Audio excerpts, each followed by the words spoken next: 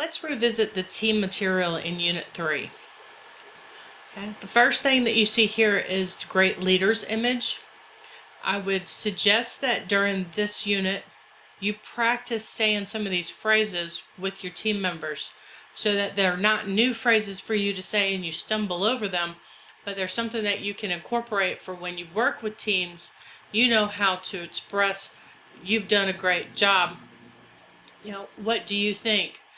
What do you need from me to make this a success? This was my fault. We need to fix this and move forward.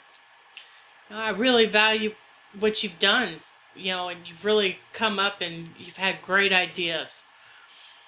So use them, work with them, practice them. Make it to where you like working with people, but you value what they do also. And then moving into group and team roles. All of you had to pick one or more than one roles that you have played while you've worked on a team. Whether you've been a shaper, an implementer, a completer, finisher, a coordinator, a team worker, a resource investigator, a plant, a monitor evaluator, a specialist. All these roles start playing into what you do now as a team when you're getting ready to write a big proposal. For Unit 4, I need you to actually say, "This is the role I'm going to take."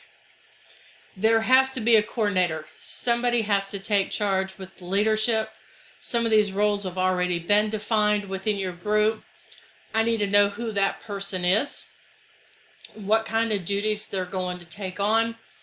But I really want the coordinator to take the role of making sure stuff gets completed, be the one to say, "Okay, we're going to have a Zoom meeting at this time on this date to get together for a discussion." And this person also needs to be the one responsible for submitting the final proposal to me. Then I need the implementer to come in. That implementer needs to set those dates, the internal due dates of what's going to happen, when is it going to happen. And these are internal due dates that everybody agrees upon and they understand that they have to meet them. If you're going to be late meeting some of these dates that the implementer has set up, I would suggest texting me and texting the implementer, letting them know the situation, and then see what can be done as a group to meet these deadlines. If you need an extension, then the group needs to decide, yes, we're going to give you that extension, and how long of an extension that you actually can have. Or they might decide to say, no, due dates are due dates, you have to meet them. If you don't get your work in, then your stuff won't be included. Some of this, setting up due dates and having the implementer and the coordinator in charge, is to keep things from being continually late, but to stop the idea of, well, the proposal's not due until this date, it's on the calendar, it's set up by the instructor, I don't have to worry about these other dates, I just need to make sure I have my stuff in by this date. And that is really incorrect, and that's a wrong attitude to have when you're working on a team. You really have to work with internal due dates just as well. So these dates that will be on the discussion board are dates that I expect you to abide by, and if you don't meet those dates, then the team has the power to say, no, we're not going to include your stuff, because as people get stuff in, and whoever is in charge of making sure that it looks the way it does should be your monitor evaluator, they need to have time to look at it, analyze it, and make sure it's ready to go. If you are late in your part, then they're going to be late on their part, and then it starts to fall apart. You don't want this to happen. You especially really don't want this to happen now that we're moving into November and the end of the semester is coming up. So moving on to the monitor evaluator, these are the people that critically evaluate and analyze proposals. So what I want them to do is look at proposals during its creation see how it's coming along. And then before the team review, look at that proposal, get it posted for the team review. And again, this is your own, however your team wants to do it. If they're doing Google Drive or if they're doing something in Blackboard, however they're sharing documents, that monitor evaluator needs to have time to look at all of this, make sure it's fine, and then say, yeah, we're ready for the team to review it and we're ready to go.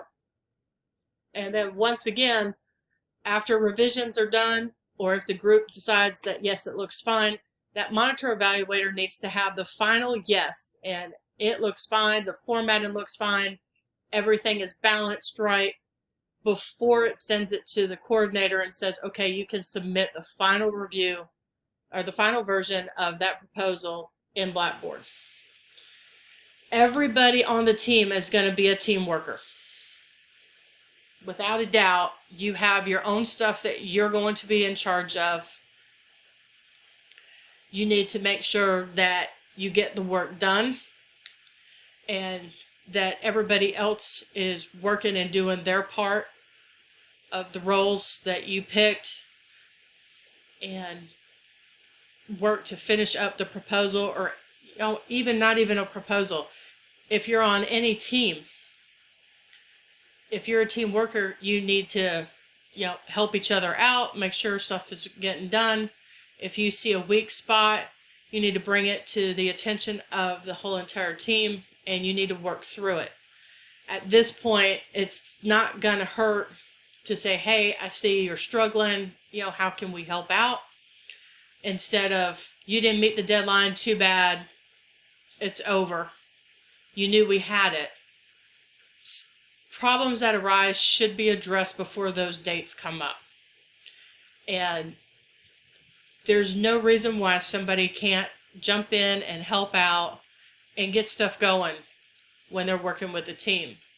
But if you're ugly to your team members, they're going to shut down and you're not going to get anything from them. So try to figure out the best way to be critical, but be nice and work with it. And some of that has to deal with the coordinator and making sure things run smoothly within the team itself.